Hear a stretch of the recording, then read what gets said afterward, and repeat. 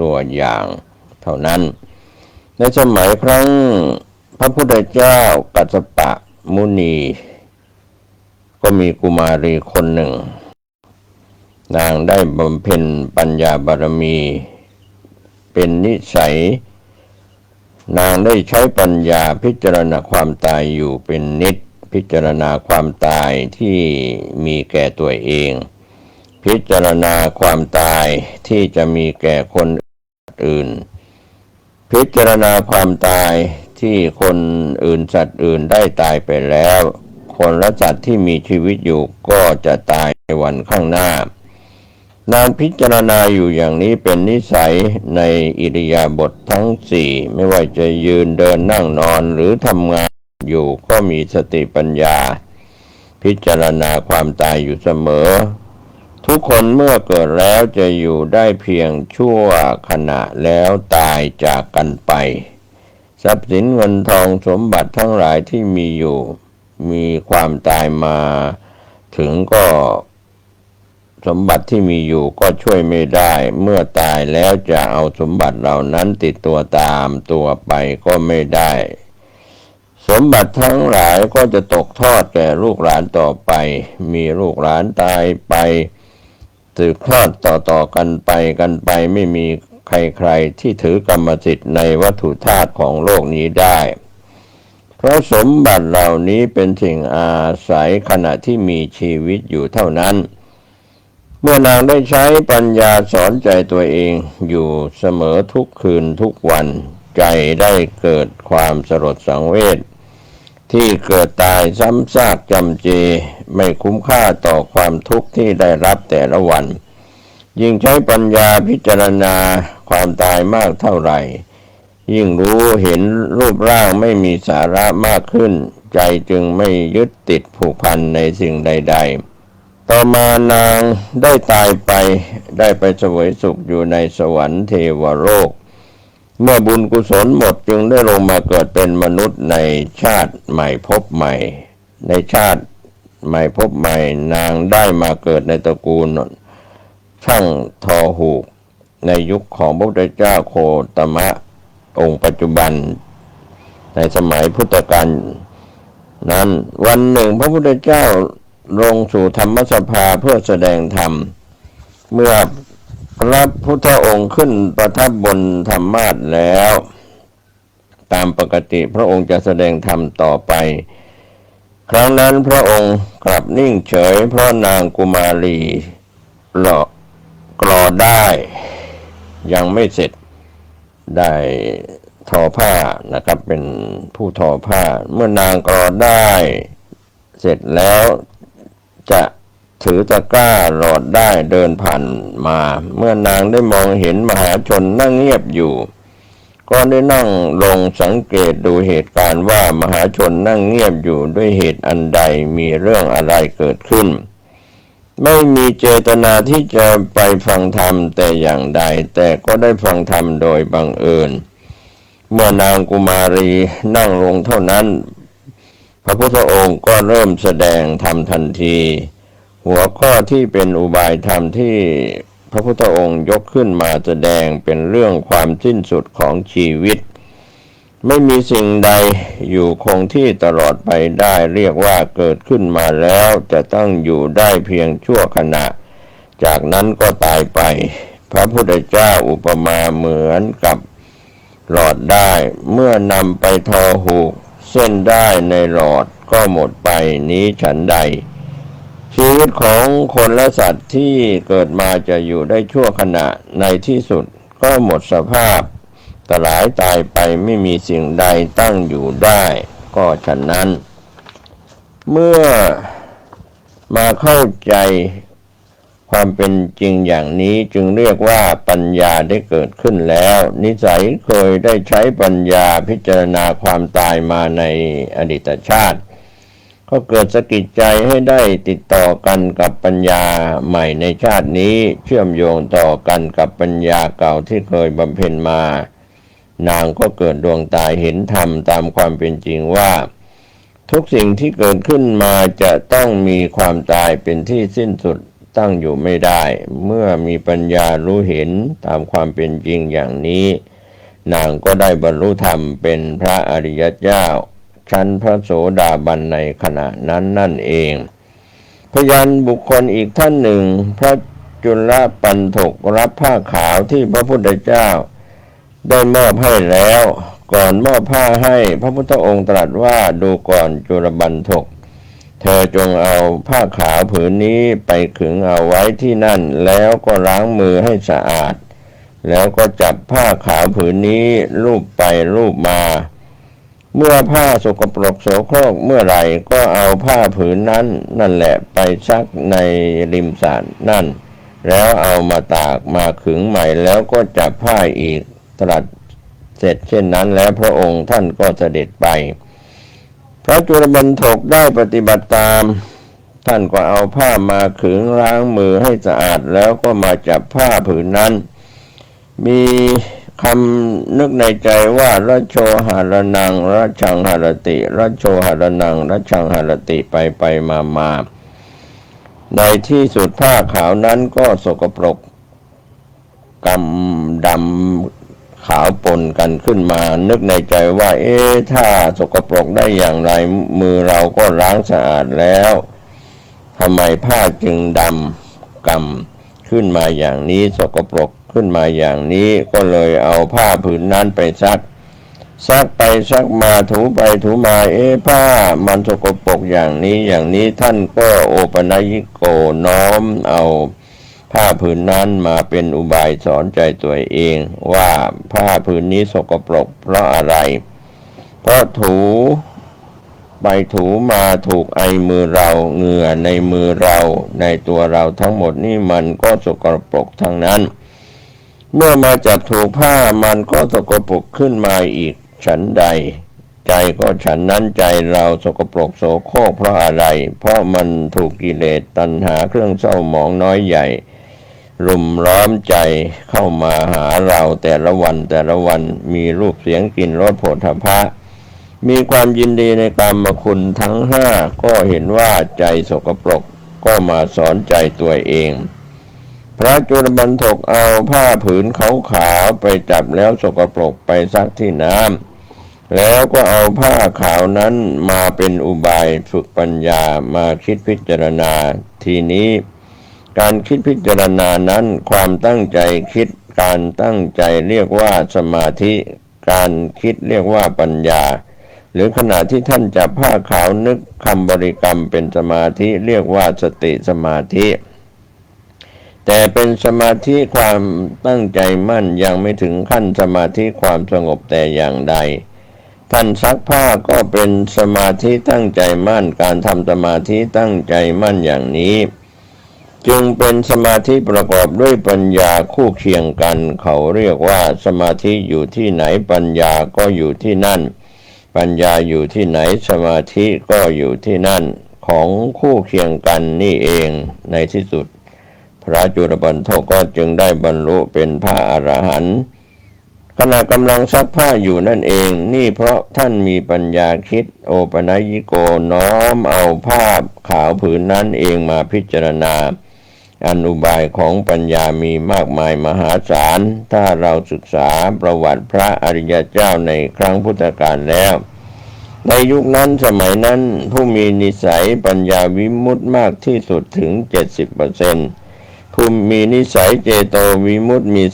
30% ทำไมจึงต่างกันเพราะพวกปัญญาวิมุตตินี้ท่านเหล่านี้ทำสมาธิความสงบไม่เก่งทำได้แต่สมาธิตั้งใจมั่นเท่านั้นแต่พวกเจโตวิมุตตินั้นเก่งในการทำสมาธิความสงบแต่ปัญญาไม่เก่งหรือคิดไม่เป็นนั่นเองอันนี้ก็เป็นเรื่องของ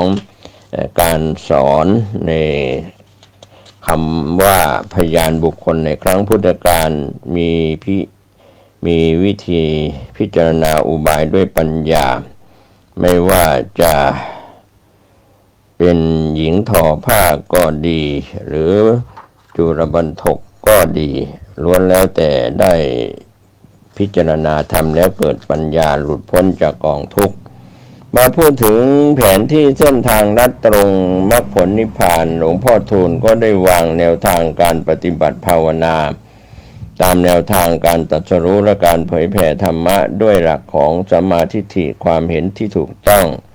ชอบธรรมเหมือนครั้งพุทธกาลโดยใช้อุบายการพิจารณาด้วยปัญญาดังคำสอนของพระพุทธองค์ที่ตรัสว่าปัญญายะปริสุทธิชติจิตจะมีความบริสุทธิ์ได้เพราะปัญญาอุบายการสร้างปัญญาให้เกิดขึ้นในการสร้างปัญญาให้เกิดขึ้นครั้งแรกนั้นต้องฝึกหัดจิตใจเป็นผู้ช่างนึกช่างคิดต้องฝึกจิตให้เป็นนักสังเกตให้มีเหตุมีผลให้เป็นไปตามความเป็นจริงฝึกวิจัยฝึกวิเคราะห์ฝึกคำนวณประมวลเหตุการณ์ต่างๆมาพิจารณาให้ลงสู่ไตรลักษณ์ทุกขังอนิจจังอนัตตาตามหลักความเป็นจริงการฝึกปัญญานั้นฝึกได้ทุกเวลาฝึกให้ได้ในทุกสถานที่จะยืนเดินนั่งนอนก็ฝึกได้ทั้งนั้นเช่นขณะเดินจงกรมหรือหลังออกจากการทำสมาธิมาแล้วการฝึกปัญญาแยกออกเป็นสองทางทางหนึ่งฝึกปัญญาไปทางโลกนั้นเป็นวิธีฝึกปัญญาเพื่อสร้างสรรค์โลกเรียกว่าปัญญาโลกีปัญญาโลกีนี่ก็เป็นปัญญาประจำโลกปัญญาประเภทนี้ไม่จำกัดเฉพาะพุทธศาสนาอย่างเดียวแม้ศาสนาอื่นเขาก็มีปัญญาเหมือนกันแม้คนที่ไม่นับถือศาสนาอะไรเลยเขาก็มีปัญญาประเภทนี้ได้ฉะนั้นในการสร้างโลกทุกรูปแบบก็ต้องใช้ปัญญาโลกีนี้เป็นหลักแม้การศึกษาเล่าเรียนหรือการเขียนแผนผังในการก่อสร้างต่างๆก็ต้องคิดค้นด้วยปัญญาหาข้อมูลมาเป็นหลักวิชาการโลกมีความเจริญด้วยวิทยาศาสตร์ต่างๆก็ต้องใช้ปัญญาทั้งนั้นเมื่อมีปัญญาสร้างโลกให้เจริญได้ในที่สุดก็ใช้ปัญญาคิดสร้างอาวุธนานาชนิดเพื่อครอบครองอำนาจต่างคนต่างอยากมีอำนาจในที่สุดความเจริญของโลกก็จะเสื่อมลงเพราะปัญญาโลกีนี้นั่นเองส่วนการฝึกปัญญาทางที่สองเป็นปัญญาโลกีประเภทเดียวกันแต่นำมาใช้ในทางธรรมเพื่อให้เป็นประโยชน์ในทางธรรมให้พร้อมด้วยเหตุด้วยผลเพราะโลกนี้มีสัจธรรมแฝงอยู่ทุกแห่งทุกหนถึงคนจะไม่สนใจธรรมก็ตามแต่ธรรมก็มีอยู่ประจำโลกมาแต่เวลาไหนๆการไหนๆฉะนั้นโลกกับธรรมยังกลมกลืนกันอยู่ผู้ไม่เข้าใจก็ถือว่าเป็นโลกตลอดไปถ้าหากผู้มีสติปัญญาก็สามารถน้อมโลกมาเป็นธรรมะได้ดังคำกล่าวที่ว่าโลกอยู่ที่ไหนธรรมก็อยู่ที่นั่นดังนั้นการพิจารณาในธรรมนี้ขึ้นอยู่กับสติปัญญาจิตน้อมโลกทั้งหมดลงสู่ไตรลักษณ์ทุกขังอนิจจังอนัตตาเป็นทุกข์ทนอยู่ไม่ได้อนิจจังตั้งอยู่ไม่ได้อนัตตาบังคับบัญชาไม่ได้เพราะโลกอยู่ที่ไหนสัจธรรมก็มีอยู่ที่นั่นในโลกนี้จะเป็นสิ่งที่มีวิญญาณครองหรือไม่มีวิญญาณครองก็ตามย่อมมีสัจธรรมความจริงแฝงอยู่ตลอดเวลาสภาพความเป็นทุกข์มีสภาพความไม่เที่ยงมีสภาพที่สูญสลายไม่เป็นสัตว์และบุคคลใดๆทั้งสิ้นจึงเรียกว่าสังขารโลกสังขารธรรมการฝึกปัญญาในช่วงแรกนั้นต้องอาศัยสัญญาความจำและสมมุติมาเป็นหลักเพื่อเป็นสนามฝึกให้ปัญญาเกิดความเคยชินและชำนาญในการคิดค้นให้ถูกกับความเป็นจริงเรียกว่าจริงสมมุติฉันนั้นถึงจิตยังไม่ยอมรับความจริงตามปัญญาก็ตามการพิจารณาก็ต้องคิดค้นกันไปอย่างต่อเนื่องเหมือนเด็กที่เรียนหนังสือในชั้นต้นเด็กยังไม่เข้าใจในหลักการและยังไม่เข้าใจในการสอนของครูแต่ครูก็ต้องสอนอธิบายวิชาต่างๆให้เด็กฟังอย่างซ้ำๆซากๆหลายครั้งหลายหนจนเด็กเกิดความเคยชินเกิดความรู้และในวิชานั้นๆครูสอนไปอย่างไรความเข้าใจของเด็กก็จะค่อยซาบ ซึ้งเข้าไปในหัวใจเด็กได้อย่างนั้นฉะนั้นปัญญาสอนจิตให้มีความรู้รอบเพื่อให้จิตใจรู้ในสภาวะสังขารที่เกิดขึ้นตั้งอยู่ระดับไปการพิจารณาด้วยปัญญานั้นต้องมีการเข้าการออกตามเหตุการณ์เช่นไปเห็นเรื่องภายนอกเห็นคนแก่เห็นคนเจ็บเห็นคนตายก็น้อมเข้ามาภายในคือตัวเองว่าเราต้องเป็นอย่างนั้นหรือน้อมตัวเองออกไปเทียบกับสิ่งภายนอกให้รู้เห็นเป็นสภาพเดียวกันว่าเรามีความแก่ความเจ็บความตายคนอื่นเป็นอย่างไรเราก็เป็นอย่างนั้นคนอื่นมีความทุกข์เราก็มีความทุกข์คนอื่นไม่เที่ยงเราก็ไม่เที่ยงร่างกายคนอื่นเป็นอนัตตาไม่มีตัวตนร่างกายของเราก็ไม่มีตัวตนความสูญไปจากตัวตนเช่นนี้ไปเห็นซากศพคนตายในลักษณะใดก็น้อมเข้ามาดูร่างกายตัวเองให้เห็นเป็นซากศพเหมือนกันปัญญาดีจะมากหรือน้อยก็ดีข้อสำคัญคือความเฉียบแหลมเป็นหลักใช้ศัพท์ว่าวิจักขณตานักภาวนาจะสำนึกและสร้างความเฉียบแหลมให้เกิดขึ้นที่ใจให้ได้จะเป็นเหตุให้รู้เท่าทันอารมณ์ของอายตนะได้ทุกขณะถ้าขาดความเฉียบแหลมแล้วใจก็อาจจะเผลอตัวได้ง่ายอารมณ์ของใจที่มีอยู่ก็ไม่รู้วิธีการแก้ไขจึงปล่อยให้กิเลสตัณหาฉุดลากไปตามอารมณ์ที่ชอบสมมุติเอาอารมณ์ของอดีตที่ผ่านมาพาให้เกิดอารมณ์ของอนาคตมาบดขยี้หัวใจตัวเองในปัจจุบันใจก็จะหันเหเสส่วนไปตามอารมณ์ต่างๆไม่มีทางสิ้นสุดลงได้อันนี้เป็นเรื่องที่ปัญญาสอนจิตใจให้มีความรู้รอบคอบส่วนการฝึกปัญญาอย่าเอาตามตำราและอย่าทิ้งตำราอันนี้ก็ขอให้นักปฏิบัติทั้งหลายผู้มีความมุ่งหมายให้ปัญญานี้เกิดขึ้นผู้นั้นก็ต้องมีความขยันฝึกสติปัญญาและฝึกสติสมาธิให้มากในช่วงไหนมีเวลาฝึกสติสมาธิก็ฝึกช่วงไหนมีเวลาฝึกสติปัญญาก็ต้องฝึกการฝึกปัญญาไม่จำเป็นต้องทำสมาธิก่อนทุกครั้งไปตามปกติปัญญาเรามีอยู่แล้วให้พิจารณาหาอุบายฝึกปัญญาได้เลยเรื่องการละการถอนปล่อยวางกิเลสเครื่องเศร้าหมองตัณหาช่วงนี้อย่าเพิ่งไปสนใจเพราะขณะนี้เรามีหน้าที่ฝึกสติปัญญาให้เกิดความชำนาญเท่านั้นเปรียบเหมือนกับผู้ที่ฝึกการร้องเพลงก่อนที่จะได้เข้าอัดแผ่นเสียงหรือจับไมค์ร้องบนเวทีได้เขาต้องฝึกการขับร้องเพลงนั้นๆนอกรอบไม่ได้จนเกิดความชำนาญและมั่นใจในตนเองจึงจะสามารถขึ้นสู่เวทีแสดงต่อหน้าสาธารณชนได้นี้ก็ฉันใดการฝึกปัญญากว่าจะเกิดความชำนาญได้นั้นต้องมีความหมั่นขยันไม่ขาดพิจารณาอยู่อย่างสม่ำเสมอส่วนมากผู้ปฏิบัติจะเข้าใจว่าปัญญาจะต้องเกิดจากสมาธิที่จริงหาใช่ไม่เพราะอุบายการทำสมาธิก็เพื่อนำไปเสริมปัญญาที่มีอยู่เท่านั้น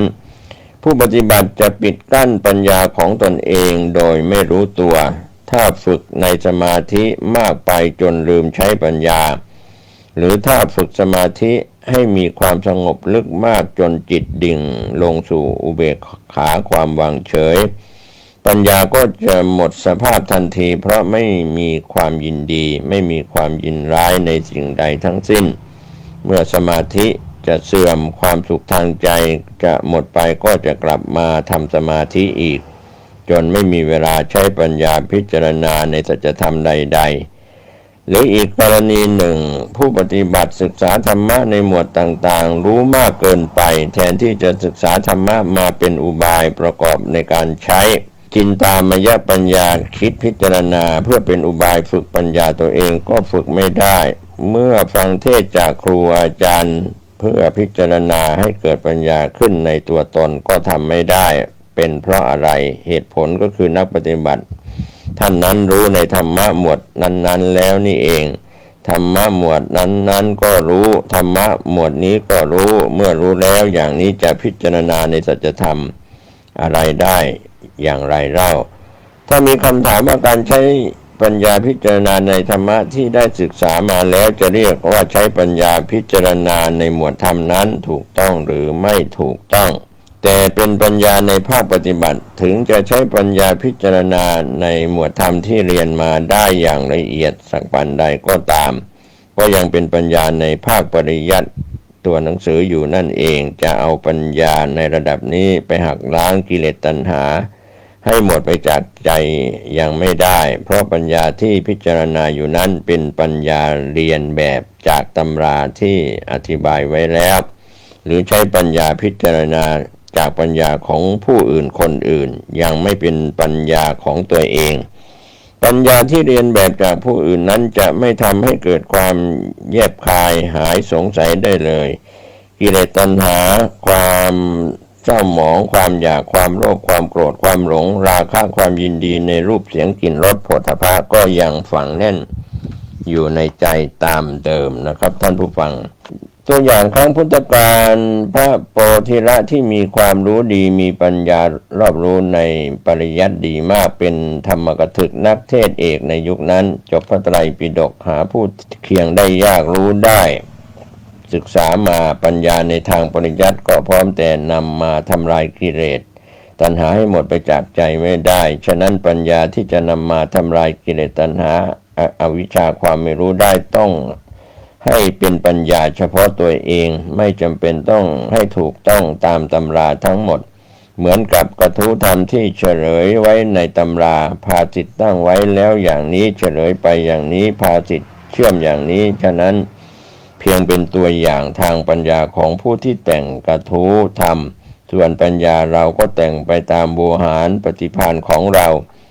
สำนวนที่แต่งเราถนัดอย่างไรก็อธิบายตามนั้นสำนวนโวหารในการอธิบายให้เป็นเรื่องเดียวกันกับภาษิตที่ตั้งไว้แล้วภาษิตที่นำมาเชื่อมก็แตกต่างกันไปและสำนวนที่เราอธิบายไปไม่เหมือนในตำราดังนั้นการฝึกปัญญาอย่าเอาตามตำราอย่าทิ้งตำราผู้ใดตีความหมายนี้ได้และปฏิบัติได้ตามนี้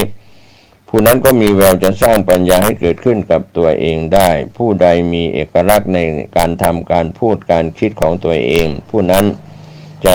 พึ่งพาตนเองและเป็นนิสัยแห่งความฉลาดมีจุดยืนเป็นของตัวเองถึงจะดูแบบอย่างจากที่อื่นมาแล้วก็ตามในเมื่อนำมาปฏิบัติอาจมีความคิดปรับปรุงให้ดีขึ้นได้นี่ก็เข้าข่ายของผู้ที่มีความฉลาดทางปัญญาถ้าเป็นเรื่องทางโลกก็มีความฉลาดทางโลกถ้าผู้ปฏิบัติในทางธรรมก็เป็นผู้มีความฉลาดในทางธรรมฉะนั้นผู้ปฏิบัติธรรมจึงฝึกความฉลาดให้เกิดขึ้นที่ใจของตัวเองให้ได้อย่าไปเรียนแบบจากผู้อื่นมากเกินไปเดี๋ยวจะได้ความโง่ฝังใจจนไม่รู้ตัวจุดนี้เองที่ทำให้เราได้ทราบได้เข้าใจในกระแสโลกซึ่งมีมายาวนานจนถึงปัจจุบันความโง่ของสติปัญญาไม่มีความฉลาดอยู่ในตัวเลยจึงถูกกิเลสเครื่องเศร้าหมองหลอกมาให้เกิดแก่เจ็บตายจนถึงปัจจุบันนี่พวกเราจะปล่อยให้เครื่องเศร้าหมอง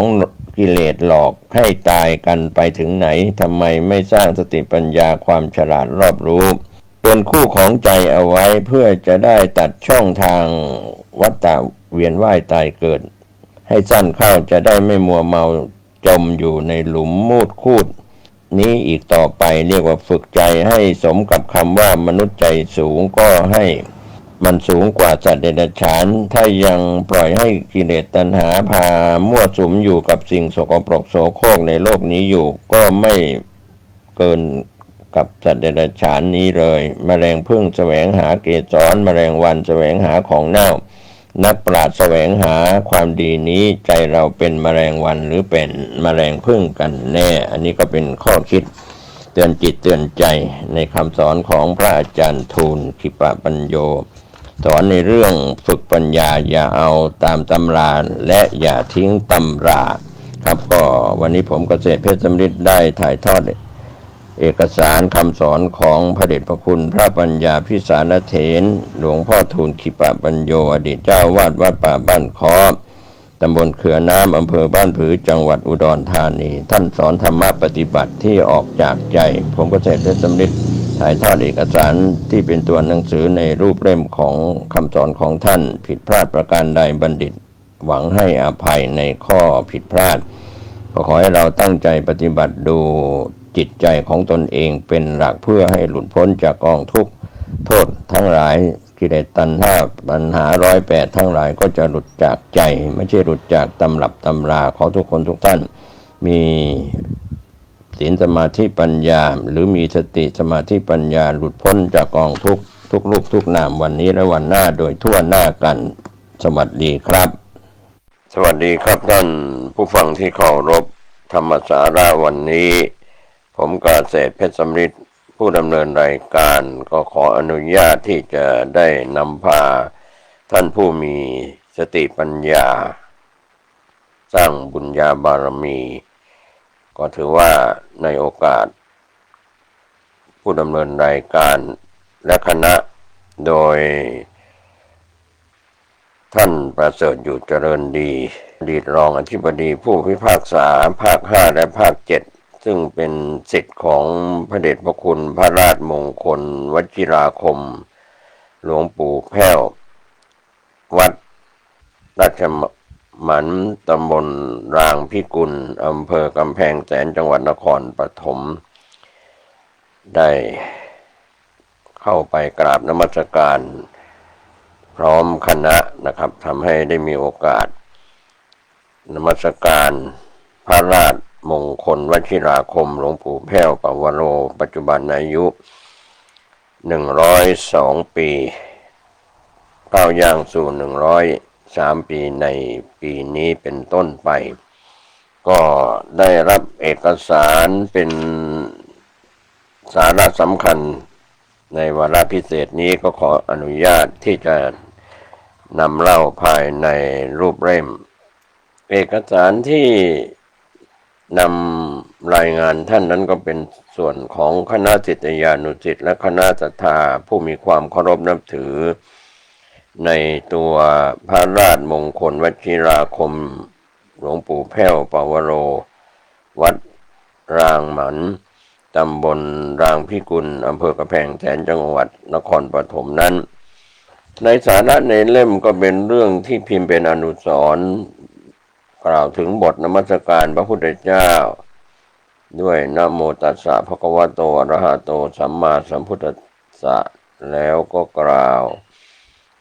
บูชาพระรัตนตรัยหลังจากนั้นก็เป็นส่วนที่เข้าไปในเนื้อเล่มต่างๆที่เป็นส่วนสำคัญมีส่วนที่กล่าวถึงบทขอขมาพระรัตนตรัยแบบโบราณอุกาสะอัจจโยโนพันเตอัจจะขมายถาภาเรยถามุนาเหยถาอกุสเรเยมะยังกรัมหาเอวังพันเตมะยังอัจจโยโนปฏิคันหทะอายะติงสังวรายามะเถเรปมาเทนะทวารัตเยนกตังสัพพังอปราทังขมัตถเมพันเตก็เป็นการกล่าวคำขอขมาราโทษต่อพระรัตนตรัยมีพระพุทธพระธรรมพระสงฆ์ที่อาจจะร่วงล้ำก้ำเกินในสมัยเป็นคนผ่านคนหลงอกุศลเข้าสิงจิตให้ทำความผิดต่อพระพุทธพระธรรมพระสงฆ์ผิดต่อคุณครูอาจารย์ผิดต่อหลวงพ่อหลวงปู่หลวงน้าหลวงอาหลวงพี่ทั้งหลายขอจงอโหสิกรรมให้แก่ข้าพเจ้าตั้งแต่บัดนี้เป็นต้นไปอย่ามีเวรเกิดชาติหนึ่งพบใดขอให้ได้สร้างแต่กรรมดีสร้างบารมีของตนให้พ้นภัยผ่านลุล่วงบ่วงมารในชาติปัจจุบันการนี้นี่ก็เป็นการขอขมาพระรัตนตรัยมี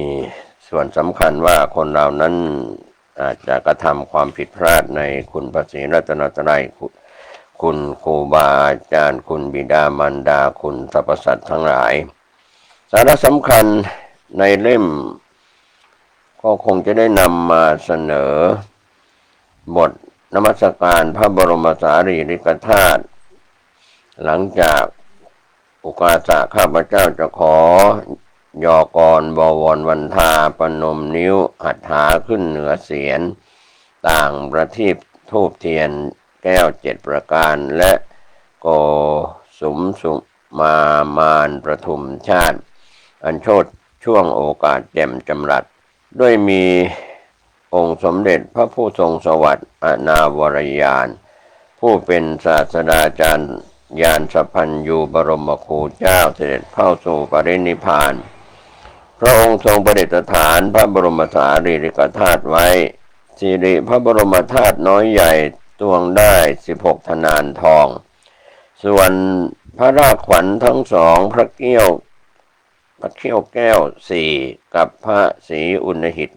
1นับรวมกันได้เป็น7 องค์นี้แลคงตามสภาพเดิมมิได้มีลักลั่นด้วยว่าเพลิงจะสังหารก็หามิได้แต่พระอาทิตย์น้อยใหญ่นั้นพลันถูกเพลิงไหม้สังหารผุละเอียดลงไปยังคงแต่พระบรมสารีริกธาตุ3 สถานมีประมาณใหญ่น้อยปานกลางต่างกันเป็น3 ขนาดพระบรมธาตุของพระพุทธองค์อย่างใหญ่นั้นมีประมาณเท่าเมล็ดถั่วหักตวงตักได้5 ธนานทรงพระ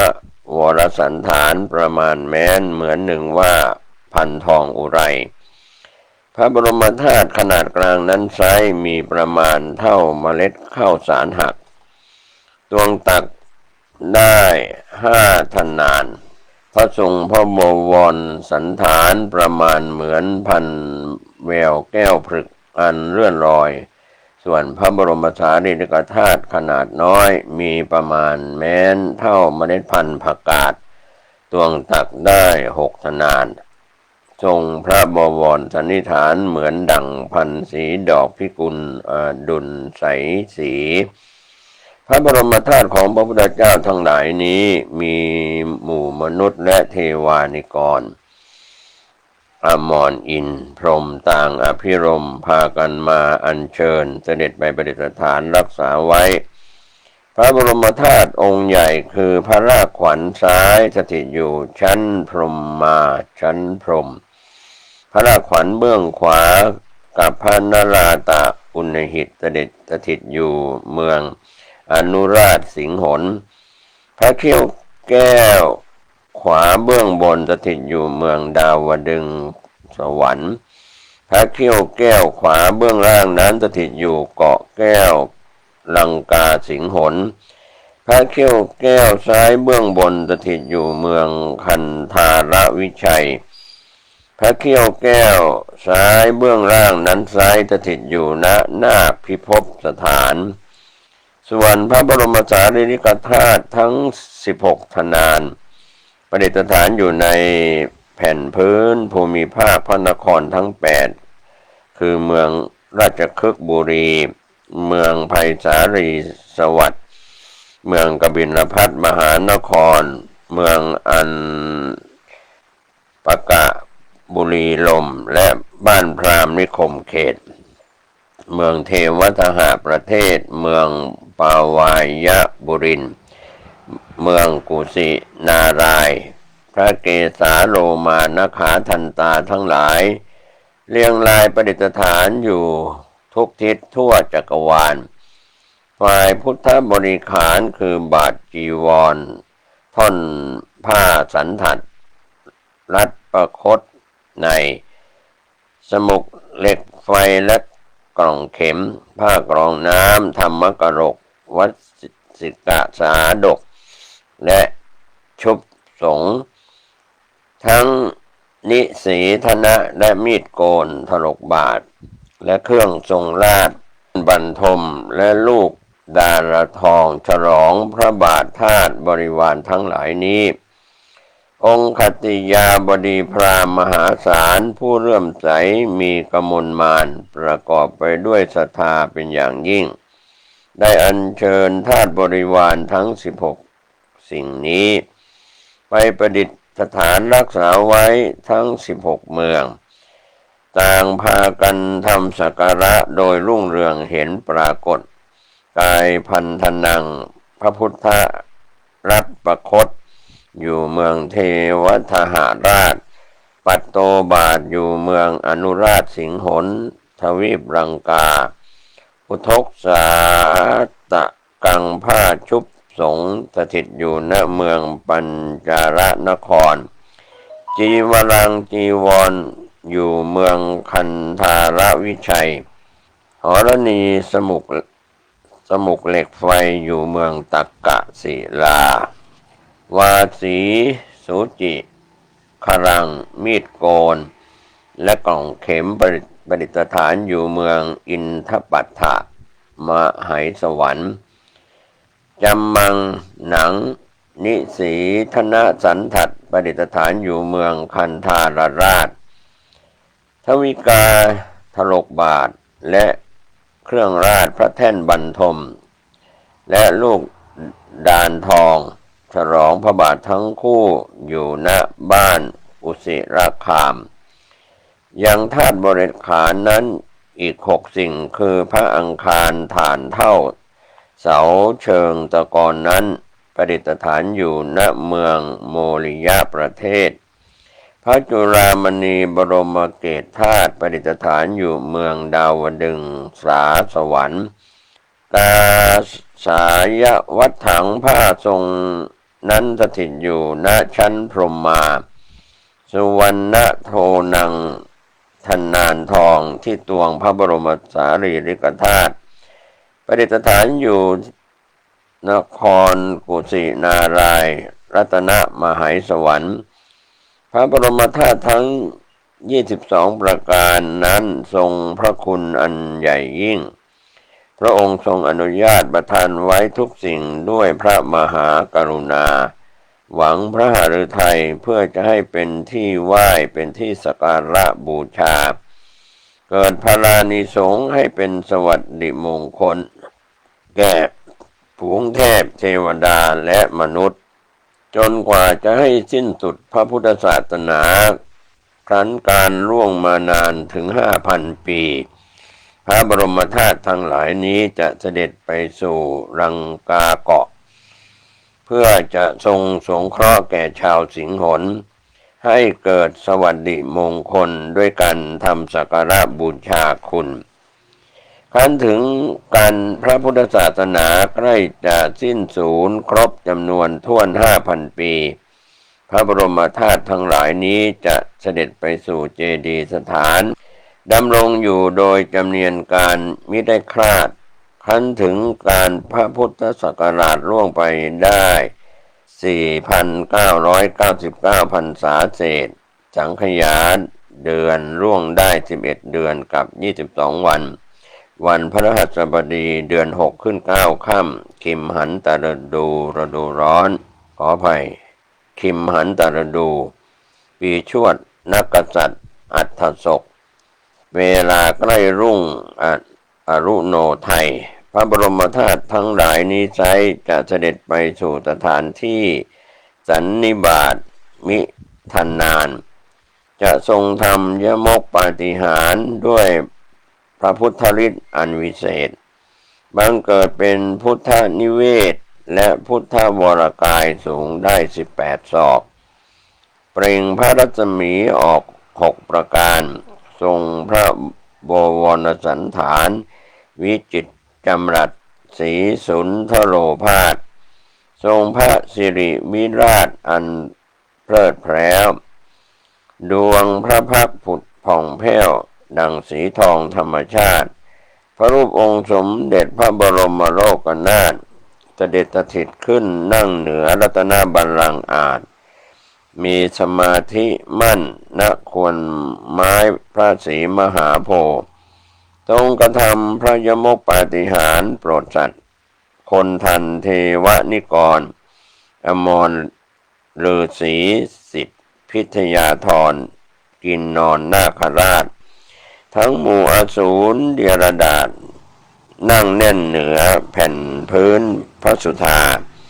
ตัดตาหังทรงตัดพระธรรมเทศนาโปรดสัตว์อีก7 วัน ในครั้งนั้นได้4 อสงไขย2,367,000 โกฏแล้วพระเตโชธาตุก็พวยพุ่งรุ่งโรจน์โชตนาการ สังหารพระบรมสารีริกธาตุให้สิ้นสุดในวันพุธเดือน6ขึ้น15ค่ำขิมหันตฤดูปีชวดนักกษัตริย์อัฏฐศกพระพุทธศาสนาก็จะสิ้นบรรจบครบจำนวนถ้วน 5,000 พวสาอหังวันทามิทาตุโยข้าพเจ้าขอนอบน้อมนมัสการซึ่งพระบรมสารีริกธาตุทั้งหลายนี้ของสมเด็จพระสัมมาสัมพุทธเจ้านั้นอหังวันทามิสัพพโสข้าพเจ้าขอนอบน้อมนมัสการซึ่งองค์สมเด็จพระสัมมาสัมพุทธเจ้านั้นด้วยประการทั้งปวงสุ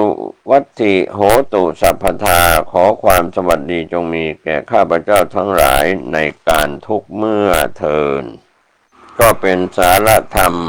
บทนมัสการพระบรมสารีริกธาตุโดยเฉพาะที่กล่าวเป็นภาษาไทยอย่างต่อเนื่องเพื่อประเทืองสติปัญญาถึงการอวสานของพุทธศาสนามีพระบรมสารีริกธาตุและวันสิ้นสุดครบ 5,000 พวสาก็ถือว่าเทวดาอินพรหมยมยักษ์สรรพสัตว์ทั้งหลายน้อยใหญ่ก็จะได้ร่วมรับรู้รับทราบในการภายภาคหน้าก็ขออนุโมทนาในทานศีลภาวนาของทุกท่านที่ได้บำเพ็ญบารมีเพื่อให้บรรลุซึ่งความสิ้นไปหมดไปจากอาสวะกิเลสโดยทั่วหน้ากันในส่วนอานิสงส์การสร้างหนังสือเป็นธรรมทานท่านที่ถวายหนังสือธรรมะหรือพิมพ์หนังสือธรรมะแจกเป็นธรรมทานหรือให้ธรรมะเป็นทานในช่องทางต่างๆขอให้ท่านจงเกิดความภาคภูมิใจเถิดว่าท่านได้ทำสิ่งที่มีคุณค่า9 มงคลดังต่อไปนี้ข้อแรกได้ชื่อว่าเป็นผู้มีส่วนร่วมในการรักษาพระพุทธศาสนาให้ยั่งยืนวัฒนาถาวร 2. ได้ชื่อว่าเป็นผู้บำเพ็ญทานบารมีที่ยอดเยี่ยมคือธรรมทานบารมี 3. ได้ชื่อว่าเป็นผู้มีส่วนร่วมในการเผย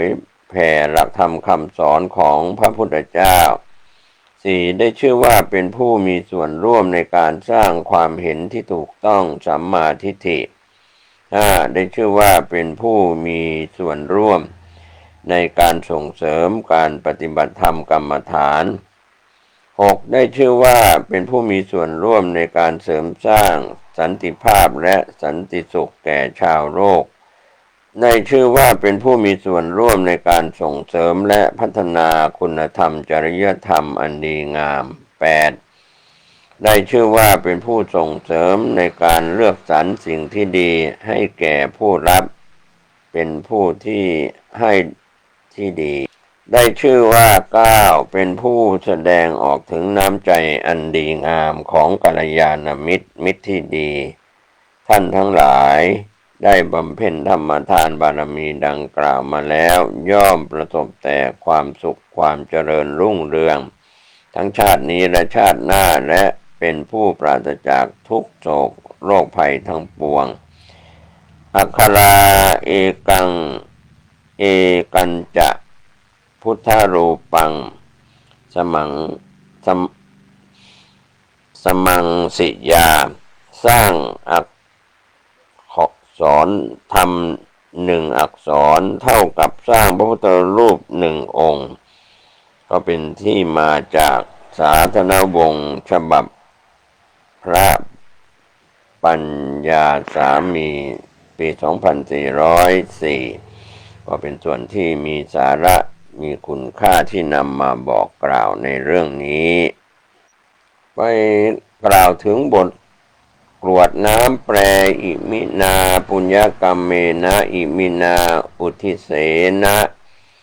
อิเมสังสัพพะสัตตานังเทวมนุษสานังยาวชีวังจุติจุตังอรหังจุติ10 นิ้ว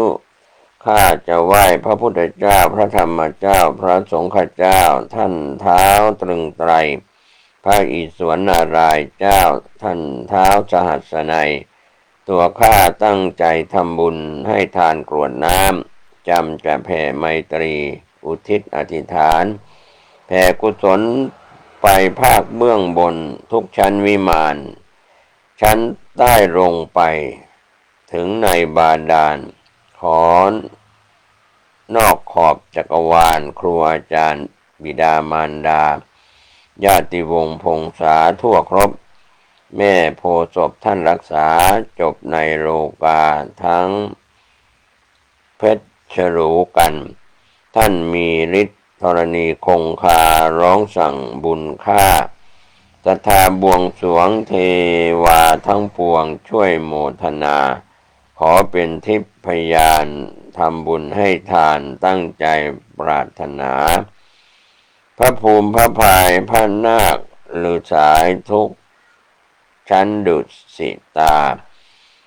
อากาศบรรพตตรอกห้วยเหวผาเจ้าภัยเจ้าป่าเจ้ากรุงพาลีจะขอกรวดน้ำจำจะแผ่ไมตรีพระอาทิตย์พระจันทร์พระอังคารนั้นท่านมีฤทธิ์พระพุทธพระพฤหัสบดีพระศุกร์เสารีทั้ง7 องค์นี้รักษาแดนไตร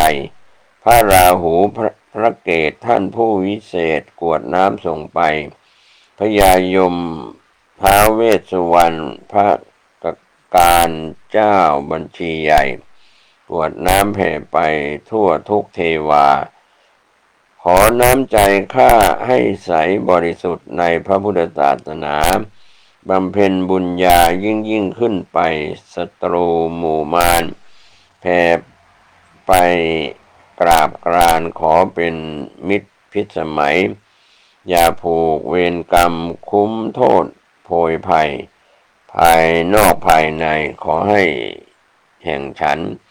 ถ้าแม้นมีชีวิตอยู่ขอให้ร่วมรู้ก่อสร้างโพธิญาณขอให้ทันองค์พระศรีอานนิพพานปัจจโยโหตุบทแผ่เมตตาให้กับตนเองอหังสุขิโตโหมิขอให้ข้าพเจ้าจงเป็นผู้ถึงสุขอหังทุกนิทุกโขโหมิขอให้ข้าพเจ้าจงเป็นผู้ไร้ทุกข์อหังอเวโรโหมิขอให้ข้าพเจ้าจงเป็นผู้ไม่มีเวรอหังอภยาปโชโหมิขอให้ข้าพเจ้าจงเป็นผู้ไม่เบียดเบียนซึ่งกันและกันอหังอนิโกโหมิขอให้ข้าพเจ้าจงเป็นผู้ไม่มีทุกข์สุขีอัตตานังบริหารามิขอให้ข้าพเจ้ารักษาตนอยู่เป็นสุขเถิดแผ่เมตตาให้แก่สรรพสัตว์สพเพสัตตาอันว่าสัตว์ทั้งหลายทั้งปวงที่เป็นเพื่อนทุกข์เกิดแก่เจ็บตายด้วยกันทั้งหมดทั้งสิ้นเวลาโหนตุขอจงอย่าได้มีเวรต่อกันและกันเลยอภยาปชาโหนตุขอจงอย่าได้เบียดเบียนซึ่งกันและกันเลยอนิฆาโหนตุขอจงพากันอยู่เป็นสุขอย่ามีทุกข์เลยสุขีอาตานังปริหารันตุขอจงรักษาตนของตนให้มีสุขเถิดสุดท้ายบทอุทิศส่วนบุญส่วนกุศลอิทังเมมาตาปิตูนัง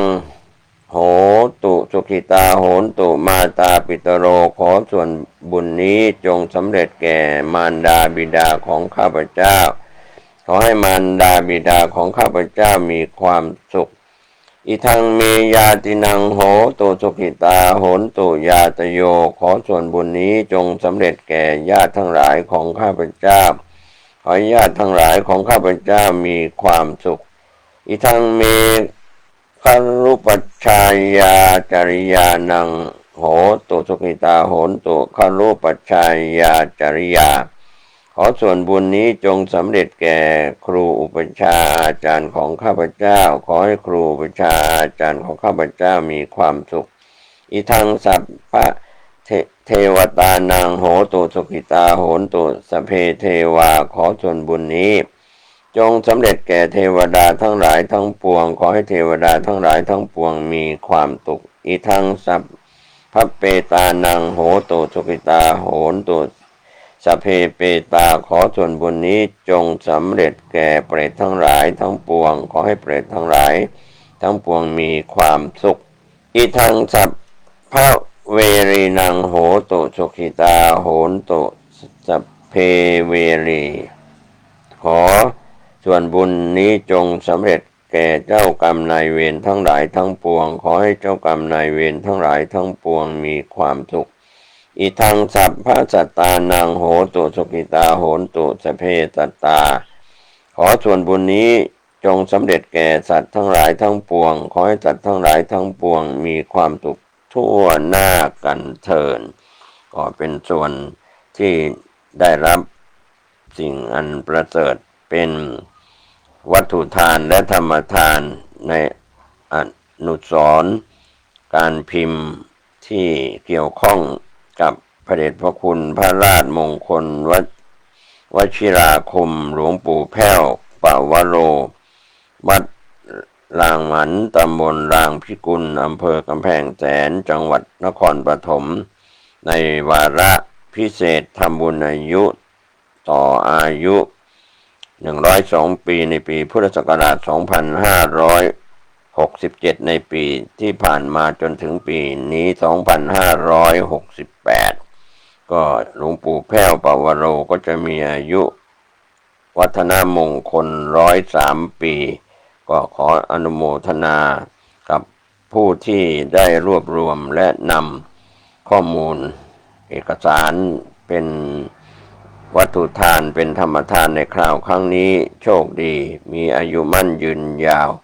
สุขกายสบายใจสร้างบารมี10 ทัศ30 ทัศสมบูรณ์พูนสุขโดยทั่ว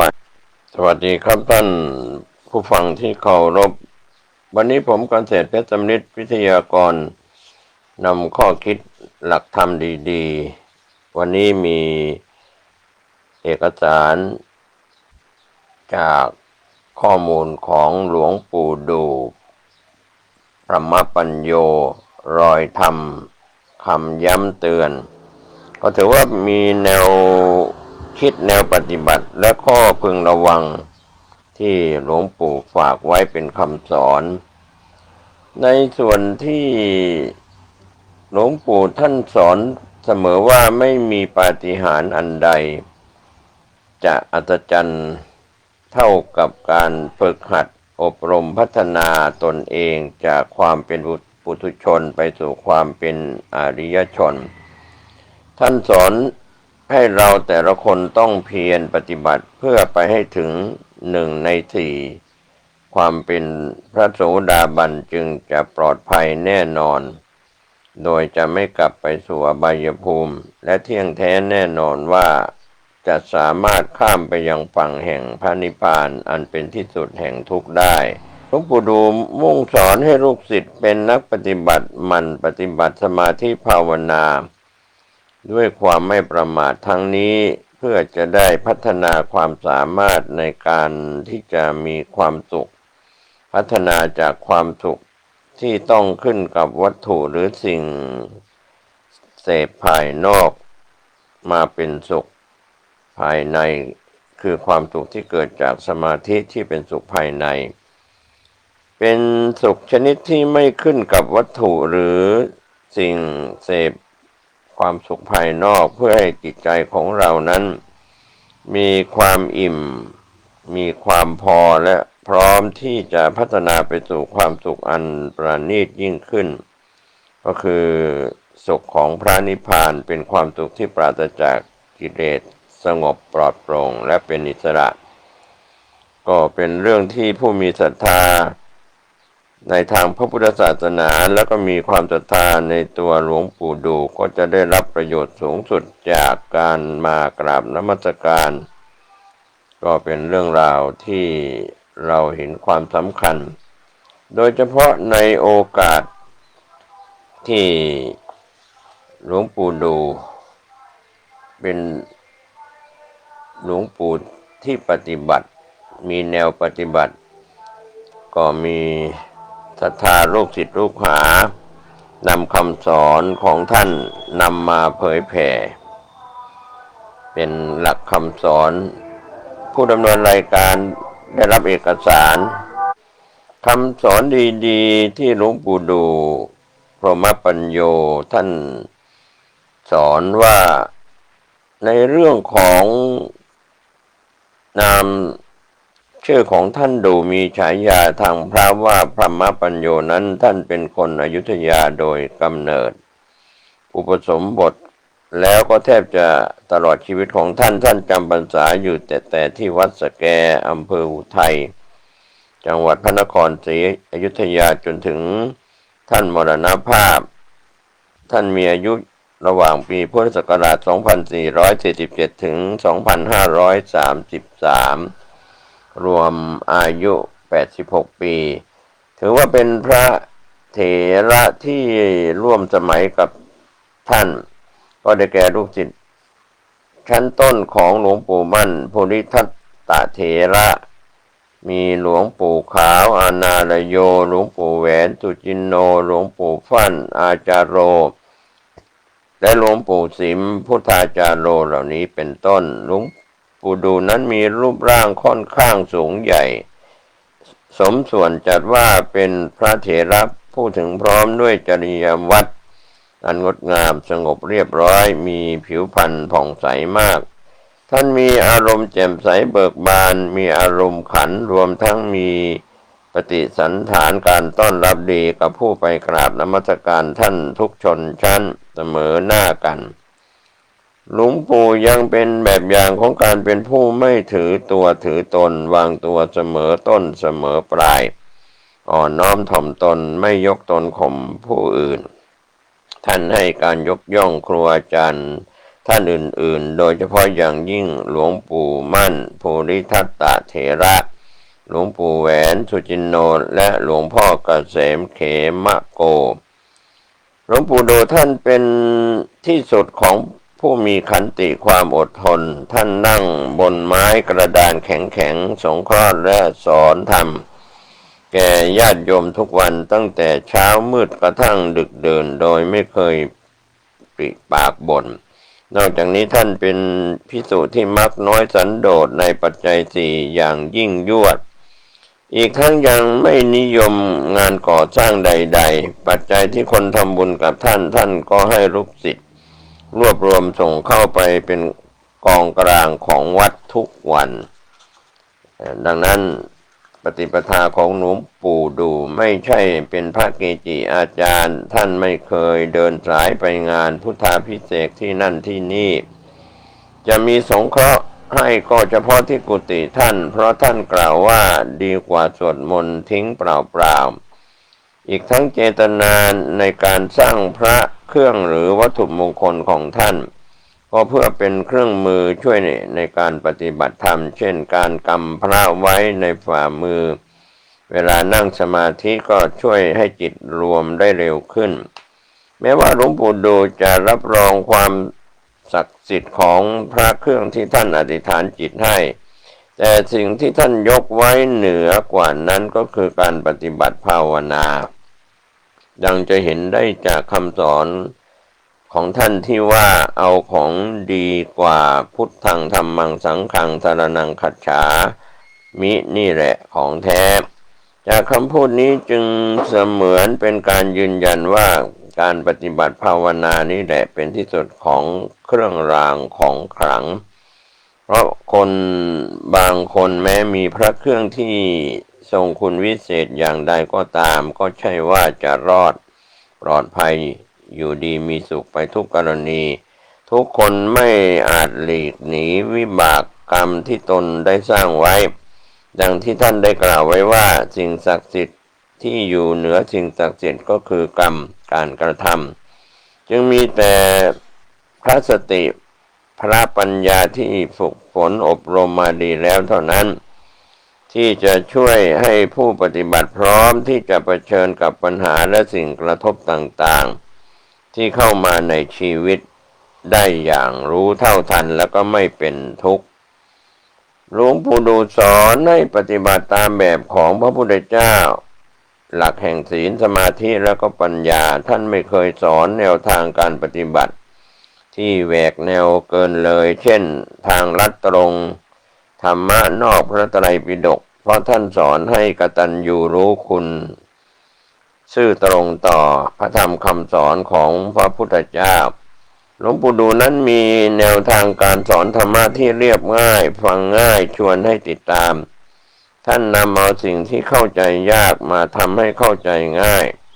โดยการอุปมาอุปไมยเปรียบเทียบประกอบในการสอนธรรมะจึงทำให้ผู้ฟังเห็นภาพแล้วก็เกิดความเข้าใจในธรรมที่ท่านนำมาสอนมาแสดงท่านมักจะออกตัวเสมอว่าท่านเป็นพระบ้านนอกที่ไม่มีความรู้อะไรมากหลวงปู่ดูเคร่งครัดในพระธรรมวินัยและระมัดระวังมากในเรื่องของการอวดอุตริมนุสธรรมธรรมที่ไม่มีในตัวตนไม่ว่าจะเป็นการรู้การเห็นภายในการรู้วาระจิตหรือการรู้ภูมิจิตภูมิธรรมของผู้อื่นหากท่านจะใช้ก็มักใช้อย่างแนบเนียนเพื่อ